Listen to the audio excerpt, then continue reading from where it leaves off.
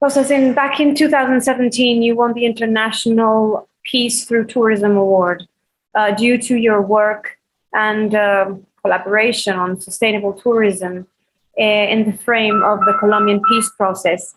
Could you please tell us briefly what was this collaboration about, and what regions, and what was it about? Well, first of all, I was not involved in any of the negotiations at the national level. That is not where I was involved. But one of the aspects of one of the most important key aspects that came out of the peace process at the time, in terms of requests and negotiations, was that the government would support alternative economic livelihood in former rebel-held areas. In other words, it's not enough to just tell people we're going to stop, yes, we want to stop this, oh my God, what was a terrible 40-year war. We know this is a lot of tragedy in there. But to move beyond that and to get the rebels to lay down their arms and to exit areas where they were, for example, there were, at that point in time, the vast majority of a lot of Colombians had never even seen most of their national parks.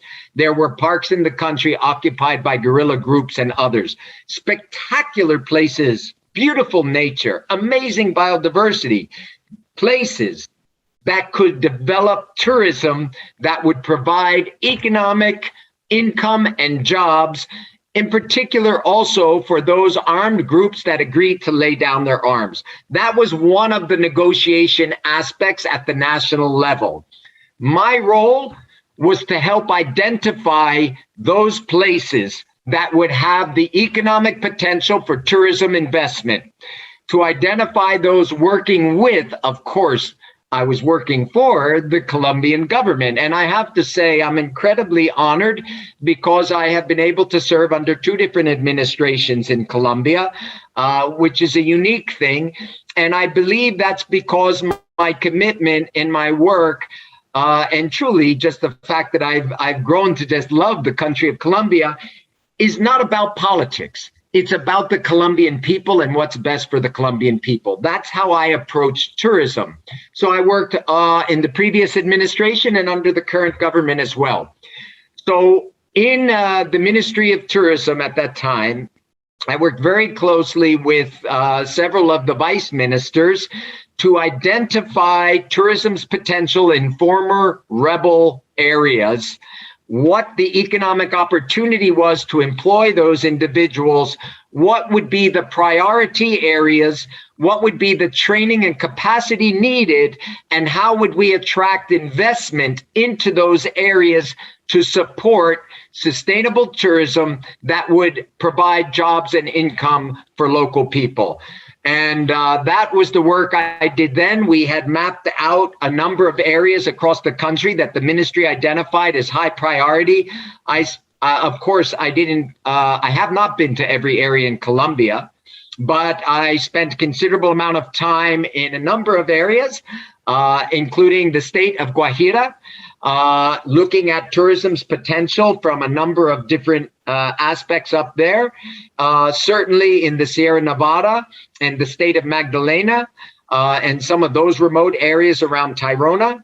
And in addition to that, parts of the Coffee region, the Armenia region, and those areas, and then also the Llanos up near Yopal, and other places too, including most people in the world don't realize how big Bogota is. I thought Bogota was just the city, but there are spectacular parts of Bogota that extend up into the mountains. So the work into those areas around the city, all of this designed to provide economic opportunity, basically to turn guerrillas into soldiers for ecotourism and nonviolence and community upliftment and conservation. That was the goal. Costas, but what about these regions as Caquetá, Putumayo? Did you have anything to do with those areas, more closer to the Amazon region, or not? The Orinoco region Yes, but in the Amazon itself, no. So when I went into that area, it was really in the region, as I said, of the what they call the Llanos region, and I spent quite a bit of time there. And that was as far as I've gotten. There are areas of Colombia, I mean, personally, not just professionally, that I want to see. I started this conversation saying how blessed Colombians are to have the country and its beauty. So just from a personal side, there are still a lot of areas that I want to discover and learn about in Colombia.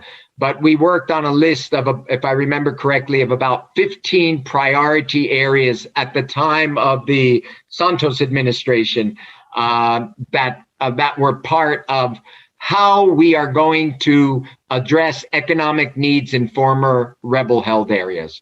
5 years have passed since then. Can you tell us what have been the fruits or the results of this collaboration? Has there been any follow-up of what has happened? Well, there's been results, okay? If the question is, are we there yet? No, we're not there yet. It's a journey, but there have been some important results, and I think they should be recognized for that purpose. For example, there are less than a dozen countries in the world that have instituted national level legislation and policy to guide tourism on sustainable development. One of the outcomes of that early period, the previous administration and that work that was moved forward successfully under the current administration and taken to the next level of accomplishment, is the signing on the creation of the national tourism policy. And I was part of reviewing that and helping to provide input and advice for that policy that then went forward and was brought into national level, meaning it was signed on through the cabinet and so on.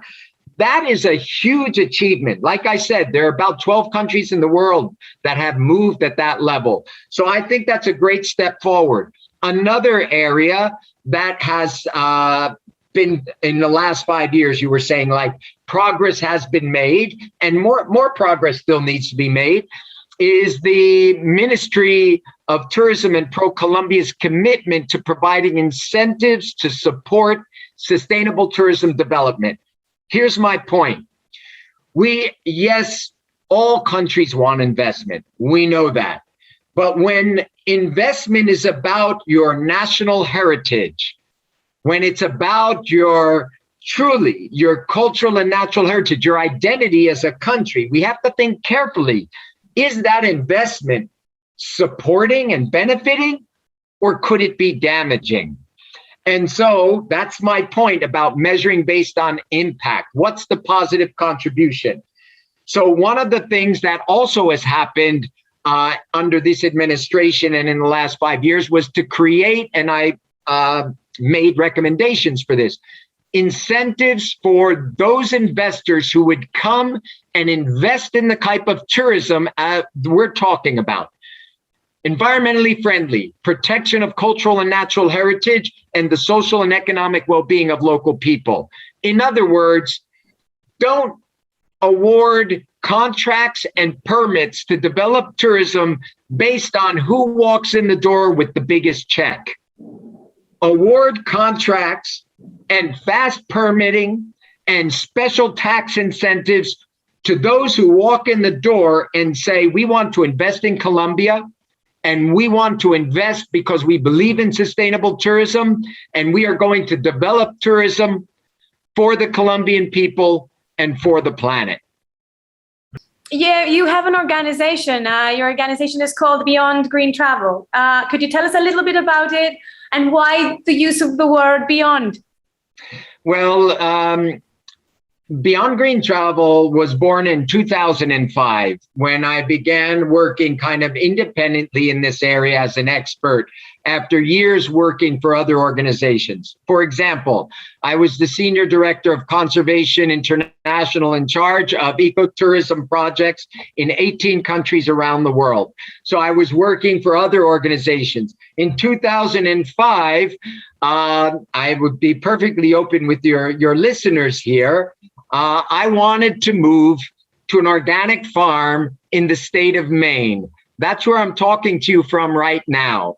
I had a piece of land that I had for a very long time that I, back in the time I was able to get for $5,000, it took me 20 years to save enough money to build a small house on it. So I'm on an organic blueberry farm right now. So in 2005, I moved up to that farm, and the other side of my life, you can call it my therapy, is farming, organic farming. It keeps me connected to the earth, keeps me connected to our planet. So when I'm doing all the travel and the international stuff, it keeps my own life in balance. So in 2005, all the talk of sustainability was still very much focused on environmental footprint, which is important. We know it's important. For example, reuse, recycle, renewable energy. Where does your waste go? Light bulbs that use less electricity, appliances that are smarter and use less energy. That was what most people in the world believed sustainable tourism meant, because the word sustainability came out of the really renewables, green energy, and things like that. I began to argue at the time, not argue, that's not the right, I began to advocate at the time that when it comes to tourism, we needed to go beyond green. We needed to think about what is the impact we're having on people's lives in the areas we visit. What is the impact tourism is having on biodiversity, endangered species, landscapes and ecosystems, beyond just how much energy we're using in a hotel room, for example? And what is the role and responsibility and the importance of tourism's contribution to cultural diversity, inclusiveness, for example, and also cultural heritage, meaning what is the role of tourism in ancient cultural heritage, archaeological sites? How does tourism have a responsibility to protect indigenous sacred sites, for example? And then what is the role of tourism in supporting what we call living cultural heritage? Music, dance, the arts, theater, the contemporary expressions of Colombia's modern cultural heritage, in addition to its traditional and ancient cultural heritage. I use Colombia as an example. My point is this: the name Beyond Green Travel was picked purposely because of the advocacy that I believe that tourism, to be truly a positive force in the world, needed to, yes, respect and understand the importance of environmental practices, reduce, reuse, less energy, but we needed to go beyond those green things and talk about these other things, impacts on people, biodiversity, and cultural heritage. That developed into the 3 pillars of sustainable tourism I mentioned to you shortly ago. Basically, in summary, nature, culture, community. What is tourism doing to support and benefit and celebrate this? Tourism should never be about conquering a destination. It's not about planting a flag like some old explorer, and just like tourism now takes over this place. No, tourism should be about enhancing a destination, bringing about what's best inside of it. That's the positive side of tourism. And if we don't get it right, the consequences are severe. There are places in the world that have been devastated by tourism done wrong. The good news for Colombia, and I would never say there's anything good about the fact that tourism in Colombia for the better part of nearly 40 years was almost non-existent because of the Civil War, or very limited. But the fact that Colombia today is emerging as one of the world's truly most amazing tourism destinations means Colombia has the opportunity to learn from the mistakes of others and not repeat those same mistakes. Colombia can be a model of tourism success.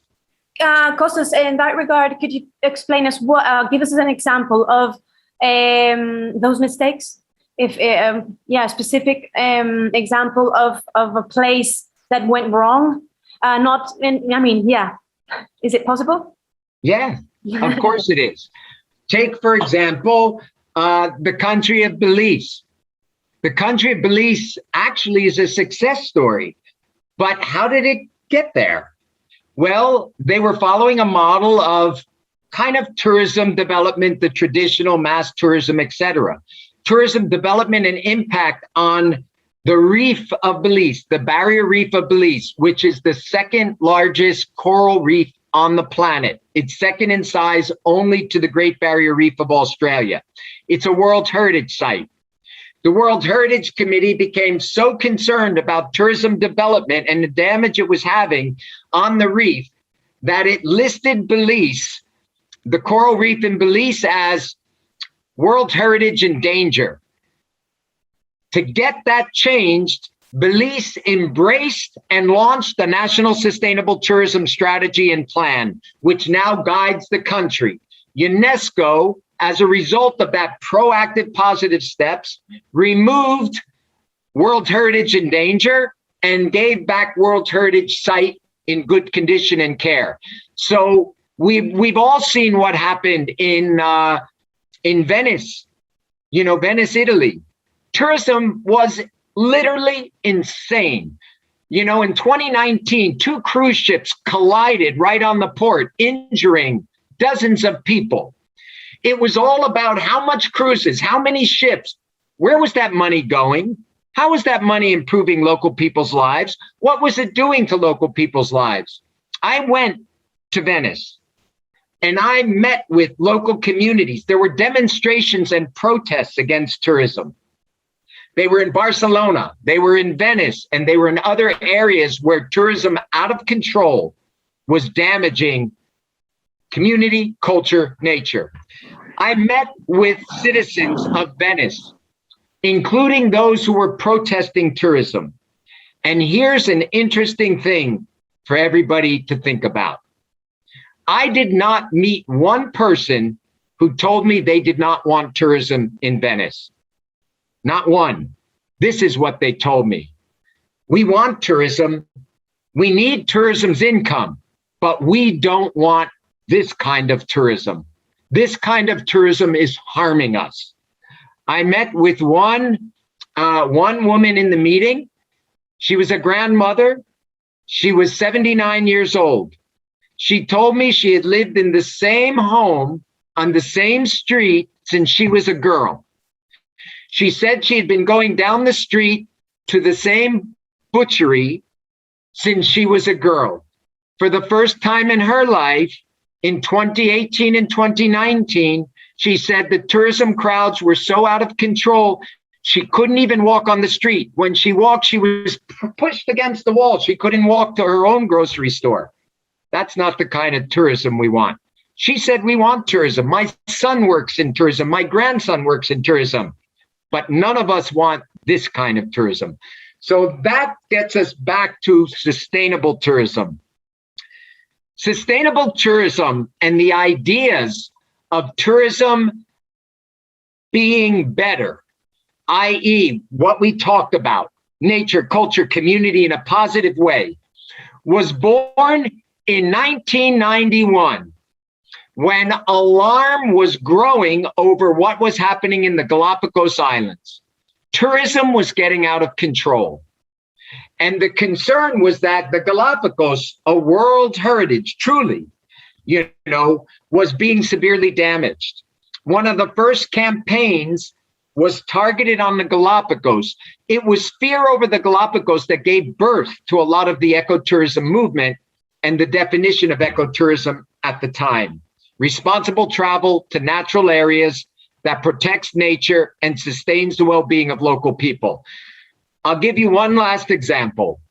The island of Boracay in the Philippines. In 2018, Boracay was one of the world's most beautiful islands. It was on the cover of almost every travel magazine in the world, the Condé Nast and Travel and Leisure. best beach in the world, best sunset in the world, best island holiday in the world, best place to get married in the world, all of this type of stuff. Just one problem. There was no planning for Boracay's tourism development. It went crazy, just like we were talking a moment ago. Damage, no infrastructure. Hotels were running their wastewater right into the beautiful lagoon and the blue water, of the Philippines there. Trash was building up. Plastic was growing. It was out of control. What happened? It got so serious, was harming local people so much and damaging the environment.